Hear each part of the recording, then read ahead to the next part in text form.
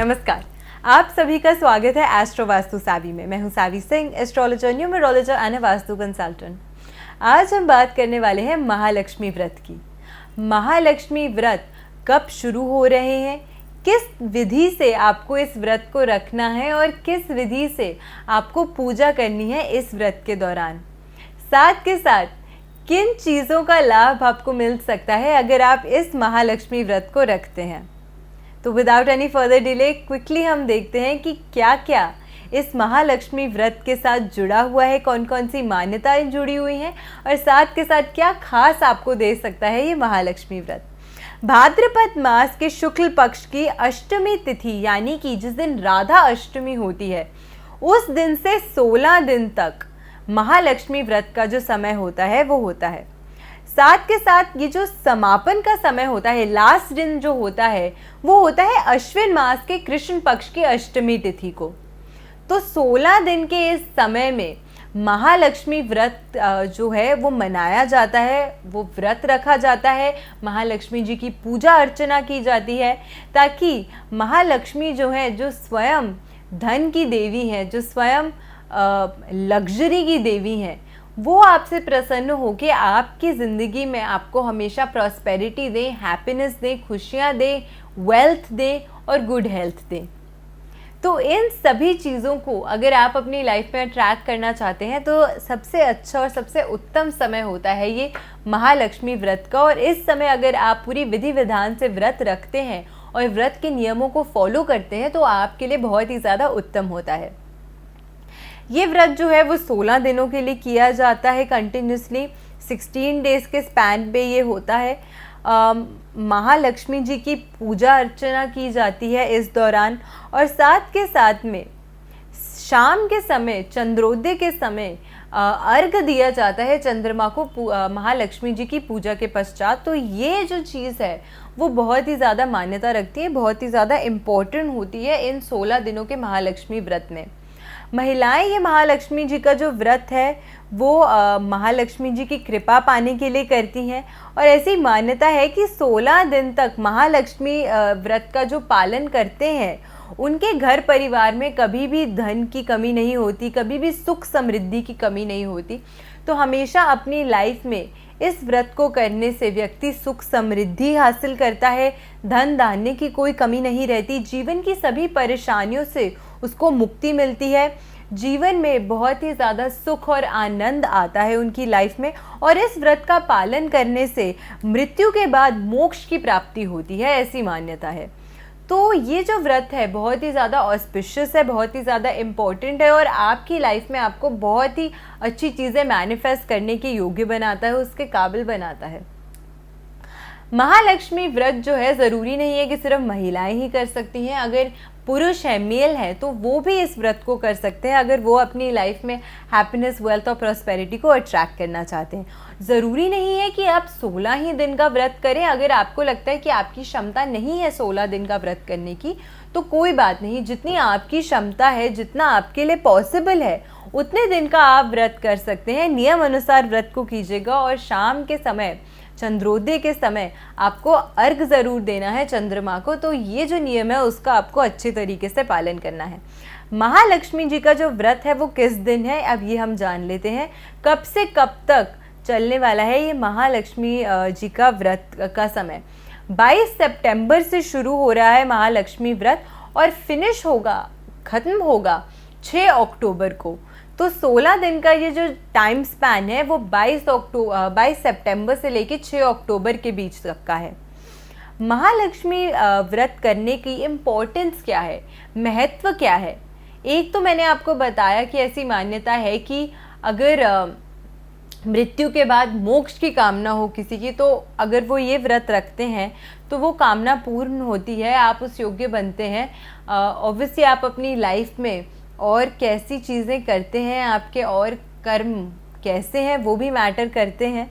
लेकिन ऐसी मान्यता है कि महालक्ष्मी जी का व्रत अगर आप पूरे दिल से करते हैं, अच्छे से नियमों का पालन करते हुए करते हैं तो मोक्ष की प्राप्ति होती है मृत्यु के बाद। महालक्ष्मी के जो व्रत है 16 दिन के व्रत है, परंपरा से करने चाहिए और ये व्रत स्त्री और पुरुष दोनों कर सकते हैं। जैसे कि मैंने आपको बताया महालक्ष्मी जी का व्रत का पालन करने से जीवन के सभी सुख व्यक्ति को प्राप्त होते हैं। कभी भी धन की कमी नहीं रहती, कभी भी किसी भी लग्जरी की लाइफस्टाइल में कमी नहीं रहती। जीवन की समस्त परेशानियों से व्यक्ति हमेशा दूर रहता है और उनसे फाइट करने के योग्य बनता है। माँ लक्ष्मी जी की कृपा से इस व्रत का पालन करने वाली जो स्त्री होती हैं उनको संतान का सुख मिलता है और परिवार का सुख हमेशा प्राप्त होता है। धन समृद्धि उनको हमेशा प्राप्त होती है लाइफ में। माँ लक्ष्मी जी की खास कृपा होती है उन लोगों पे जो इस व्रत को अच्छे तरीके से करते हैं और साथ के साथ उनकी कृपा से रोज़गार में और व्यवसाय में वृद्धि होती है। तो बहुत ही एक अच्छे तरीके से अगर आप इस व्रत के नियमों का पालन करते हैं और फिर इस व्रत को रखते हैं तो आप खुद देख सकते हैं कि कितनी अच्छी चीज़ें आप अपनी लाइफ में मैनिफेस्ट कर सकते हैं। अब पूजा आप कर रहे हैं बड़ी विधि विधान से, तो सामग्री का भी खास विशेष इम्पोर्टेंस होती है। तो कौन सी सामग्री आपको पूजा के समय में इस्तेमाल करनी चाहिए? सबसे पहले आपको श्री गज लक्ष्मी जी का एक चित्र या एक पेंटिंग या एक पोर्ट्रेट आपको लाना चाहिए और उनकी पूजा करनी चाहिए। उसमें हल्दी, कुमकुम, अक्षत, आसन बैठने के लिए बहुत ही ज़्यादा ज़रूरी है।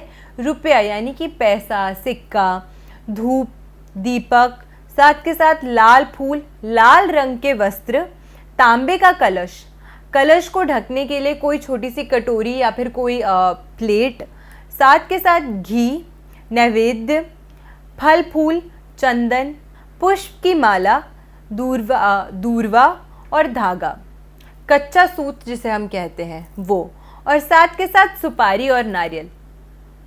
इन सभी चीज़ों को आपको सामग्री के तौर पर पूजा के समय में इस्तेमाल करना चाहिए। ये सभी चीज़ें भगवान माँ लक्ष्मी को बहुत प्रिय हैं और अगर मिल सके तो उनका सबसे प्रिय कमल का पुष्प या कमल गट्टे, इसको भी आप पूजा में अगर शामिल करें तो इससे भी बहुत प्रसन्न होती है माँ लक्ष्मी। माँ लक्ष्मी का व्रत के लिए और जो अब पूजा के लिए सामग्री थी वो तो हमने देख ली, लेकिन अब नियम क्या है, पूजा के नियम क्या है व्रत के, वो भी हम समझ लेते हैं एक बार कि किस तरीके से आपको करना है। महालक्ष्मी जी का जो व्रत है, आरंभ के दिन सुबह के समय ही आपको स्नान करके शुद्ध होके अच्छे तरीके से खुद को तैयार करके आपको उसके बाद ही आपको पूरी तरीके से शुद्ध होके साफ़ सुथरा होने के बाद ही आपको कोई भी प्रक्रिया है वो शुरू करनी होती है। ये तो जाहिर सी बात है। चावल को घोलकर घर के आंगन में अगर आप उसका एक लेप लगाते हैं चावलों का आंगन में, तो ये बहुत ही ज़्यादा अच्छा माना जाता है। बहुत ज़्यादा चावल आपको नहीं यूज़ करना है इसमें, थोड़े से चावलों का अगर आप आंगन में लेप लगाते हैं तो ये बहुत ही ज़्यादा अच्छा माना जाता है। और चावलों से आपको माँ लक्ष्मी के पैर अपने आंगन में ज़रूर बनाने चाहिए। अगर आपको लगता है कि आपका एरिया बहुत बड़ा है आंगन का, वहाँ पे फिज़िकली आपके लिए पॉसिबल नहीं है चावलों का लेप लगाना, तो फिर आप चावलों से वहाँ पे ज़रूर माँ लक्ष्मी जी के पैर बनाइएगा और फिर उस पर कुमकुम से या रोली से टीका कीजिएगा। उसके बाद पूजा स्थान पर आपको आसन बिछाकर बैठना है। लाल कलर का अगर आसन हो तो बहुत ही ज़्यादा उत्तम माना जाता है। और महालक्ष्मी जी के मंत्र का उच्चारण करते हुए व्रत का आपको संकल्प लेना है कि अब से हम व्रत शुरू कर रहे हैं और आप अपना आशीर्वाद दीजिएगा माँ लक्ष्मी जी कि हम अच्छे तरीके से नियम अनुसार इस व्रत को पूरा कर सके, ताकि बदले में आपका आशीर्वाद हमें मिल सके और जो भी चीज़ हम अपनी लाइफ में मैनिफेस्ट करना चाहते हैं वो हम मैनिफेस्ट कर सकें। फिर 16 तार का धागा लेकर उसमें 16 गांठें आपको लगानी है और उसके बाद हल्दी से रंग कर अपने हाथ पर उसको आपको बांध लेना है। अगर आप स्त्री हैं तो आप अपने बाएं यानी कि लेफ्ट हैंड पे बांधेंगे, अगर आप पुरुष हैं तो आप अपने राइट हैंड पे उस धागे को बांधेंगे। फिर माँ लक्ष्मी जी का आपको आसन सजाना है जिस पर आप माँ लक्ष्मी जी की फ़ोटो या मूर्ति को रखेंगे उनकी पूजा करने के लिए। कलश में जल भरकर रखना है आपको और साथ ही भगवान गणेश और माँ गज लक्ष्मी जी की जो आप तस्वीर लाए हैं उसको वहाँ पे आपको विराजित करवाना है उस आसन पे जो आपने सजाया है। फिर धूप दीपक जलाकर आपको अच्छे तरीके से उनकी पूजा करनी है और साथ के साथ में गज लक्ष्मी जी की आपको अच्छे तरीके से पूजा करनी है।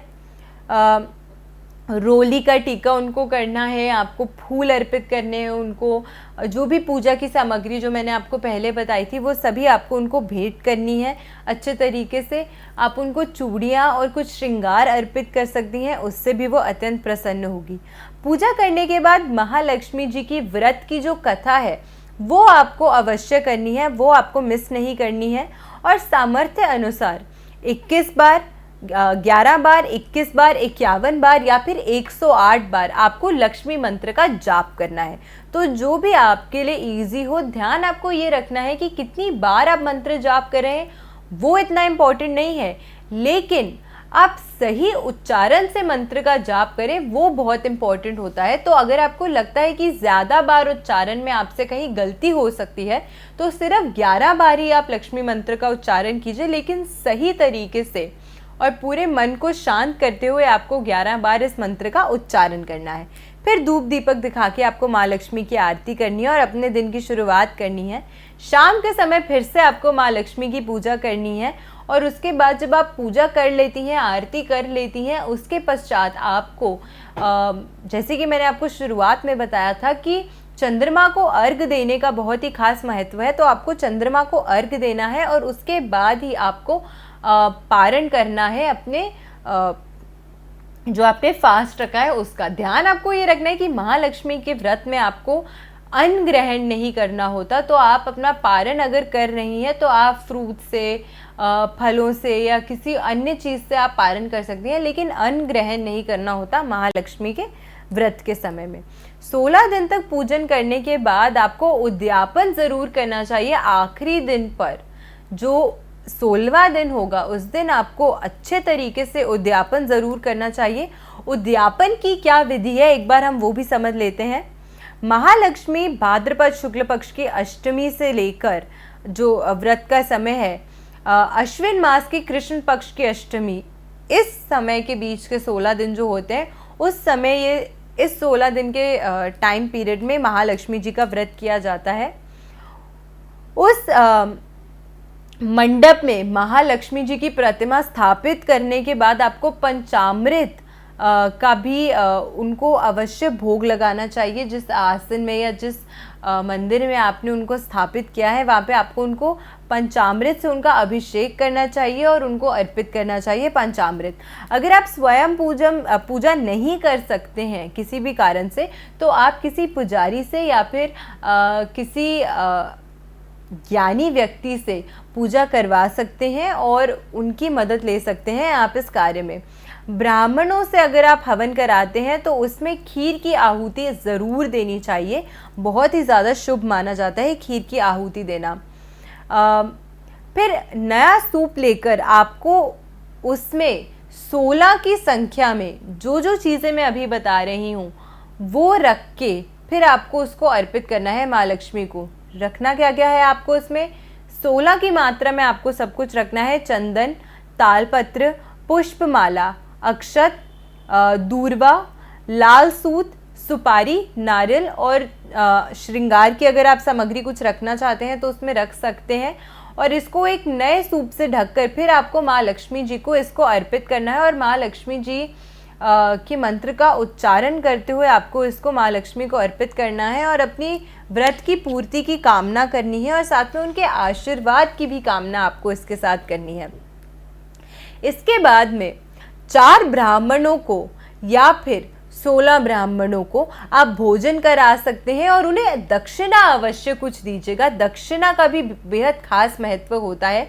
माँ लक्ष्मी धन की देवी हैं, तो अगर आप किसी ज्ञानी व्यक्ति को, किसी गुरु व्यक्ति को दक्षिणा अर्पित करते हैं तो उनके आशीर्वाद से वो जो वेल्थ है, वो जो मनी है, वो मल्टीप्लाई होता है आपके पास।